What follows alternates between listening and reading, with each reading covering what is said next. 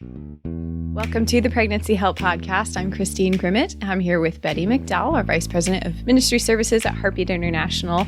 She has mentioned over the years that she meets with a mentor regularly, and just saw that this was a really amazing relationship that these two have. And so Betty asked if she could bring in her mentor for this episode. So I'll let Betty introduce her in a moment. Let me mention that along the lines of leadership and training, we have hundreds of resources in Heartbeat Academy. Visit heartbeatservices.org. You can click on training at the top to find out about our resources that are online, in print, and in person. You can get training that's specific to your work in the pregnancy help movement, and that's so important because it's such a unique ministry that you are in. So again, heartbeatservices.org, and click on the training tab to find out more. So Betty, why don't you introduce our guest today? Hey, thanks so much, Christine. What a privilege to be in here. And I feel like some of the podcasts we've done together have been like emotional for me. And actually, this one feels more emotional for me than some of the ones we've recently done, because this is just an opportunity for me to introduce to you my good friend, Lou. But she's more than just a good friend to me. Lou has really been a mentor to me, and that's the focus we'll take today, but she's been more than that to me as well. I have known Lou for a long time. We've had a 12-year relationship, but I have been able to sit under her teaching at different women's events over the years. I've known of her for, probably not quite 40 years, but I've known of you a long time. And so Lou has been at times in my life a friend, a counselor, a coach, a truth teller, a mentor, a spiritual advisor, a nurturer, and has used transformational healing prayer in my life as well. So let me tell you a little bit about her background. Inspirational because she is 90 years old, was at her birthday party, had a great time. She was very honored by her children, amazing family. Lou is very active and is on staff at Rock City Church, which is for sure the fastest growing church in Columbus and probably beyond that. It is a very large church and lots of young people in this church. And I would imagine that everyone probably knows who Lou is because she's 90 years old. And so she stands out in that crowd. And so besides working and spending time with, I'll say, mature leaders like me, I know that you work with young women. You've been involved a lot doing healing ministry and prayer. And like for the record, I think everyone needs a Lou in their life. And I'm really grateful that you're in mine, Lou. Thank you, Betty. It's a privilege to be here, and I appreciate it. And I love you very much. And so I just feel special being asked, and thank you. It's our honor. See, I told you it was going to be emotional for me. So I do want to talk about your life, but I want to start off with a kind of a mentoring-ish question. So what should leaders, especially leaders, be looking for when they're trying to find a mentor? So how do people find Lou's in their life? What would you say to that? One of the biggest ways they find out about me is through other people that I've ministered to. But also, it's important to know, is this person healthy spiritually?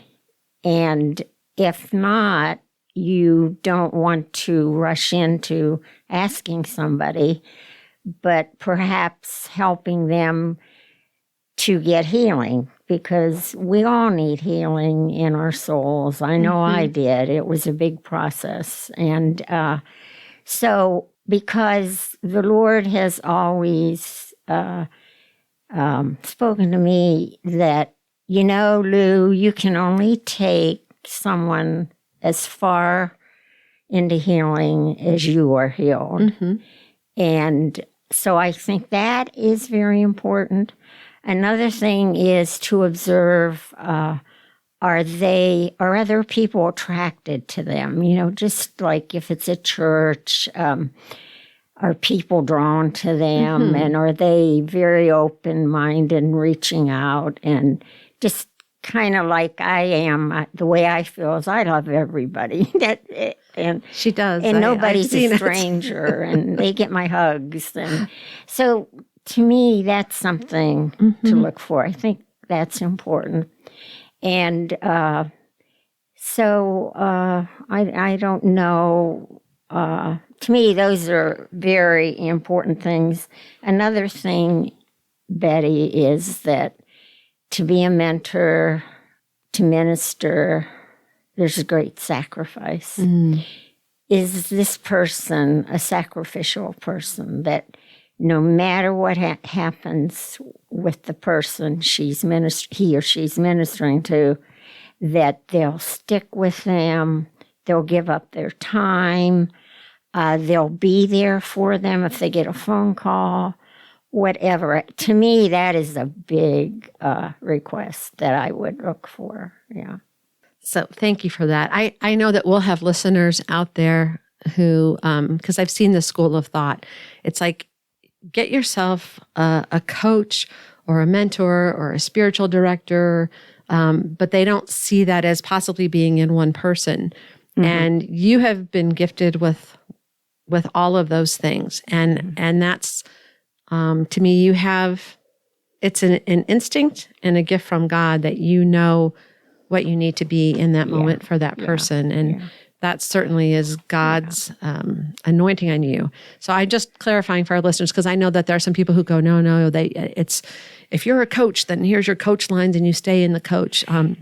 But I think because of who you are and the fact that God has made you the way he made you, you have the ability to wear those different hats. And you mentioned about having a healthy mentor, going to someone who's healthy, and that you can only take somebody really as far as you are in your own healing. So maybe share a little bit about your own story, because I know Lou is widowed. I remember Bob, her husband, a great man, and seeing them in ministry together. And as we've spent time together through the years, I've heard more and more stories about your past and then meeting your family. But tell us a little bit about your journey and how'd you end up as this 90-year-old woman taking care of all these people like me? Well, it's been a long journey, but a good one. And I prayed a lot about just what the Lord would want me to share. There's so many things I could share. And he just reminded me that when I was 4 years old, our family lived just almost next door to a widowed woman whom we loved. We looked after her. She didn't have any relatives. We took food. We went over to visit. And being as young as I was, my mother would take me with her. And so they'd be in the kitchen over a cup of coffee or something. And I remember this one day I was kind of bored, and so I moved on into the living room. And there was this huge table with a shelf on the bottom. And I saw this huge book there. And I love books, so I went over and I pulled it out. I wasn't yet reading much, but I looked at the pictures.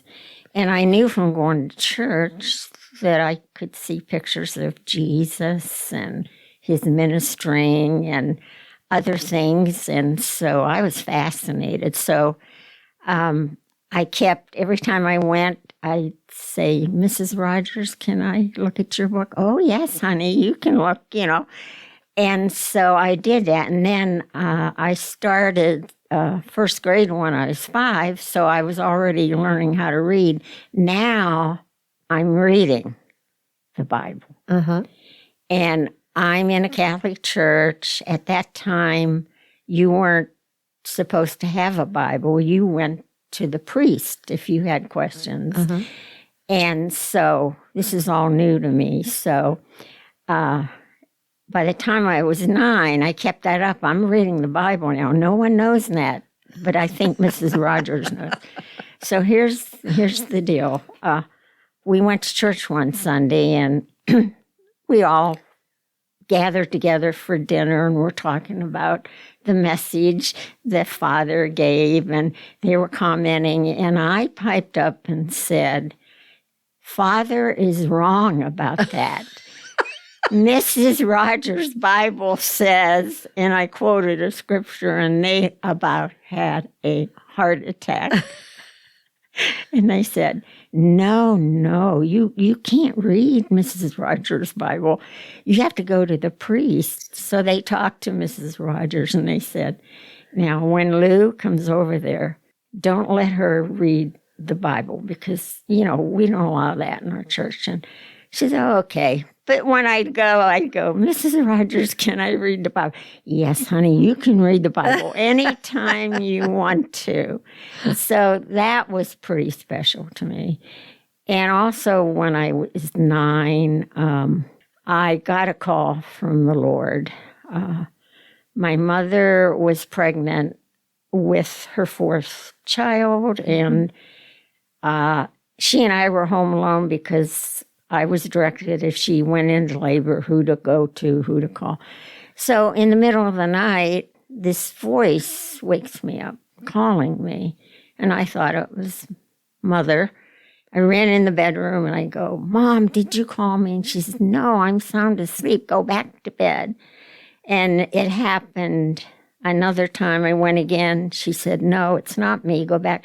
And when I got back to bed, I heard the voice again, and I knew it was the voice of God. And all I knew was that he was trying to get my attention for my future with him. Mm-hmm. Is that understandable? Mm-hmm. Does that help you? Mm-hmm. Okay. So fast forward, as I became a young adult, I started getting interested in what other churches taught. I started visiting churches. When I married my husband, his mother gave me my very first Bible. I finally had a Bible, and started reading it. And I was like, wow, this is all new to me, and I'm not living like this at all. I'm not such a good wife or mother. So I kept studying and growing. And when we moved to Indianapolis, Indiana, the church we joined, I always wanted to be a school teacher, and that didn't work out.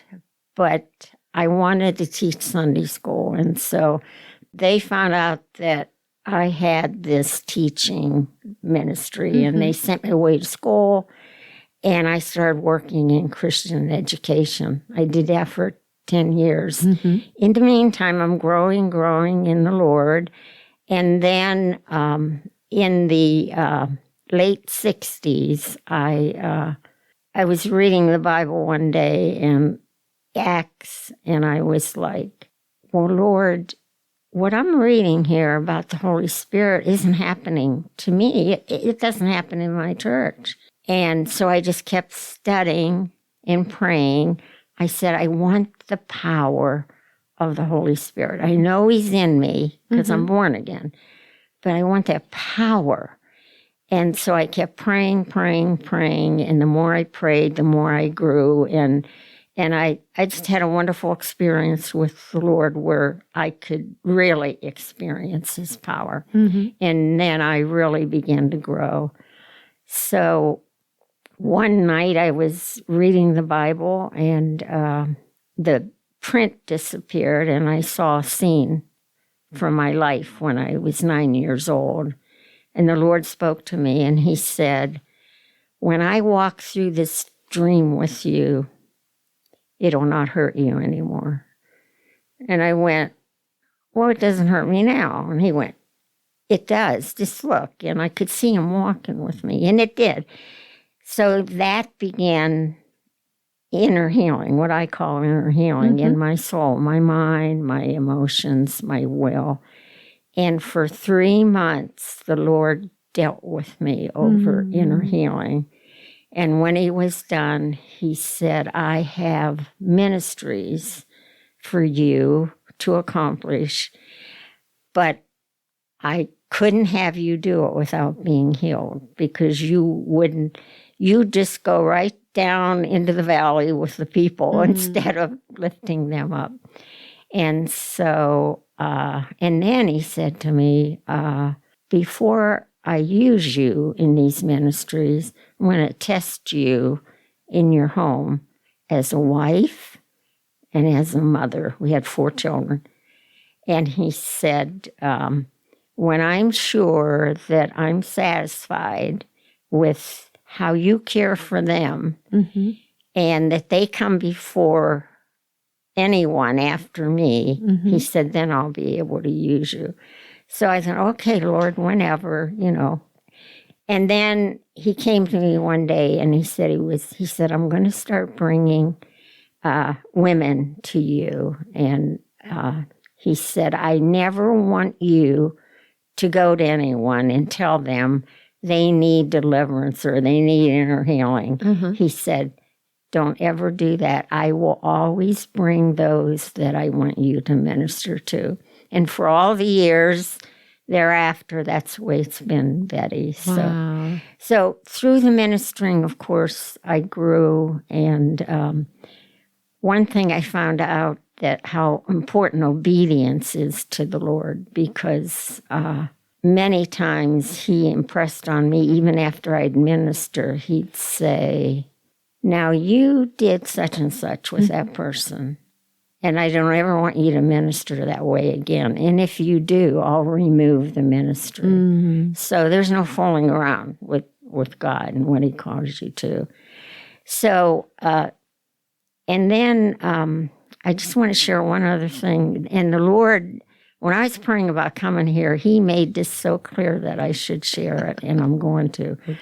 Okay, so now I know he took me through inner healing, and he's testing me in my home. And I was praying, and I had a vision, and in the vision, I was standing overlooking a lake, a medium-sized lake, and it's so beautiful, and I see the fish, and I didn't know a lot about fish, but I'm watching them, and they're very beautiful, and it came to my mind they were rainbow trout. I didn't know rainbow trout from anything else. And I went, okay, so they're swimming around, large ones, small ones. They're moving around, and it's just so nice. And all of a sudden, I was so shocked. The big fish were eating the little fish. And I'm like, what is happening? And at that moment, I felt the presence of someone, and I looked, and it was Jesus. And I just was pleading, like what's going on? And he had a fishing pole in his hand, and he handed it to me. And it wasn't, some up-to-date fishing pole. It was the kind my brothers made when they went fishing. They had a pole. They tie string around it, and dangling from it would be food. And that's what this was like. So I'm holding it, and I go, well, what do I do with it? And he said, lower it into the water. And I lowered it into the water. And when I did that, all the young fish started coming up the pole. I was covered with these baby fish. And it was like they were feeding off me. And then I'm like, now what do I do, Jesus? And he said, just put them back in the water. And so I lowered the pole, and they all got off. And now I'm watching, and guess what? The big fish can't eat the little fish anymore. So he said to me, that is what's going to happen. I'm going to bring people to you that they're going to feed off of what I've given to you, and they'll be healed. And nothing can eat them or overtake them or keep them from me. So that was pretty special. And the Lord really wanted me to share that. He made it so clear to me So, and I'm so thankful because I guess I'm the kind of person I need to know more than other people who just step out and do it. It's like, okay, show me and I'll do it, So I'm very thankful for the way God has used me, and He's so good to me. Probably for people listening, that was probably like, what? Because not everybody has the kind of relationship that you have with the Lord. I know some of your daily rhythms and the time that you spend before the Lord in quiet. And so He does really speak to you. And I believe that the Lord does want to speak to all of us that way. But for some listening, that might be very different. And just a side note, that was 80 years ago that you had the experience in the Catholic Church of not reading the Bible. Just for our listeners, we know that's not true. Yeah, that's changed. Yeah, that's changed now. When I graduated high school, I went to work in Cleveland as a secretary, and I went home one weekend, and my dad was overjoyed. He said, "Guess what? We're allowed to have a Bible." And I went right out and bought one, and I read it every day. So, thank you. I want to clarify that because we have so many of our Catholic brothers and sisters and evangelical brothers and sisters. And so it's... just want to make... I'm glad you did because I was thinking about that earlier, but thanks for bringing it. Yeah. Oh, yes, it was... Things are very different at that time and in different parishes. Yes, So... Well... Thank you for sharing that. Let's talk about Lou, because I'm thinking, Lou, everybody's going to want a Lou in their life. And thinking about if someone is wanting to really become a mentor, step into that mentorship, feeling the call. Yeah. So I mean, and I'm. For our listeners, I'm even asking this kind of on a personal basis because I've certainly had people over the years who have contacted me asking for that, and sometimes I'm not sure if I shouldn't. I question, am I healthy enough to do that? So if someone is thinking of being a mentor, we'll go with that question next. If someone's thinking about being a mentor, what advice would you give to them? I would. Perhaps say to them, do you know others that are mentors that are ministering? You might want to set up a time and sit down and talk to them. You need to pray about it and just let the Lord lead you. Reach out to people. I think a lot of the reason the Lord uses me is that I've always been a person that, listen, if you want to talk, I'll talk to you. If you want me to pray for you, I'll pray for you.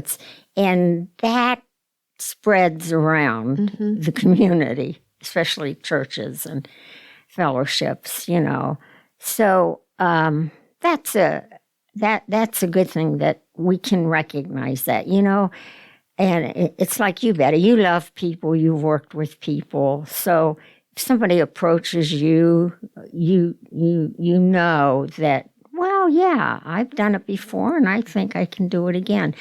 The thing is, then, when somebody approaches me about mentoring them, like, people will come to me and say, I have somebody that I'd really like you to work with, and they give me their, and do you want their phone number? And I go, no. I said, I'd be interested. You give them my phone number, and they will call me, and I will talk to them, and then I have to pray about, does God want me to work with this person? So does that make sense? Yeah. Because God knows how He made us, created us. He knows who we should be working with, which people, and So, and a person that wants to be a mentor, again, they need to take into account that there's a great sacrifice to it. There's giving of time. Which, you don't just, the hour's up, go. You stick with them and see them through, so that with my time, I try not to put a limit on it. I just say, Lord, do you know how much time this person's going to need? And so I work with them, and I'm there for them, and know that if you're going to be a mentor or a minister in any way, they may be calling you. It may be an emergency. You don't want to slough them off. You want to be there. You want to be ready for them. All important. We have to know how to keep a confidence, because they're going to be sharing things that are, and that's very important. We need to show kindness and mercy to people. And so if we are approached, we need to ask ourselves, am I the kind of person that can come forth with these things to be a mentor, to minister in any way? That's the way I look at it. Does that help? That helps. And the flip side of that, what makes for a good mentee? Like, what's the attitude? What's the heart? How should I come to you? Although I've been coming to you for 12 years, but how should I come to you? Okay. Usually with me, somebody recommends me, and I'll say, give them my number, and they'll call, and I'll talk with them on the phone. And by the way, folks, you can't have Lou's number, just making that clear. Go ahead. And so I'll say, okay, would you be available to come to, if I do it at home or wherever I'm ministering? Are you ready to really put your trust in a mentor that you can open up no matter what and trust? And then I said, and they'll say yes, and I'll say, okay, I will be praying, and I will call you back as soon as possible. And that's how I do it. And usually when I call them back, most of them want to come. Yeah, most of them want to come. So really the mentee has to be willing to open up and willing to listen. I think of, for Heartbeat International, we practice the love approach. That's kind of our key language, to listen and learn, to help open up options, to give vision and value, to awaken vision in their life that they've had or that vision God has for them. Yeah. And then really extend and empower, helping them take next steps. Yeah. Another thing is to not be judgmental, because and we all know, if we've talked to people, especially with this ministry here, you're going to hear things, and there's no way that we judge them or act like, oh, that's terrible. No, it's like, it's no, you just love them and say, that's okay. God's with you.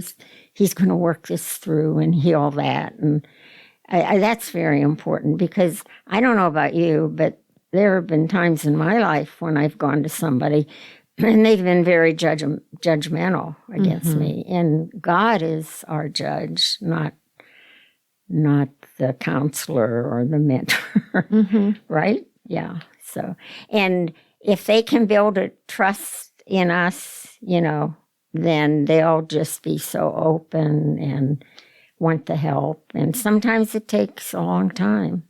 I've ministered to people with inner healing 2 years or more. Some it's much quicker. It depends on the hurts that they're experiencing. And it's a journey. Our whole life is a journey. And if you're in leadership, it's a journey. Yes. As we come to a close for our time together, I was thinking, as I'm asking you these questions, it occurred to me that when I look at you, Lou, and I think about people who are mentors, one of the things that's a standout about you in particular is that you are a learner. You are just always, you're hungry to know more. Not only are you curious and ask good questions, but you're always learning from God. You're always learning what Yes. he has to say to you. So as we close, is there anything else that you want to add to this? And then we'll turn it back over to Christine. Well, I just wanted to add the scripture that the Lord has given me for my ministry, or even if I go and speak somewhere, is in Colossians. I'm going to read it because I don't want to. It's Colossians 3, verse 23. Whatever may be your task, work at it heartily from the soul, as something done for the Lord and not for men. And that's I use that all the time. And I wondered if I could just close a quote from the book of Mentoring by Bob Beal that I have written in my Bible. And I think it is so good if I can read Please this. do. Mentoring is the emotional glue and is the relational glue that can hold our generation to the last and to the next generation. Mentoring is the relational bridge connecting, strengthening, and stabilizing future generations of Christians. Is that good? That's good. Yeah. That's good. What a great note to end on, the power of mentoring. I'm a testimony of myself from having been blessed with all the years with you. I hope I have many more years with you. I hope so. And for those out there, I know that it's challenging to find a mentor. For me, I knew of Lou and I prayed and the Lord made that connection for us.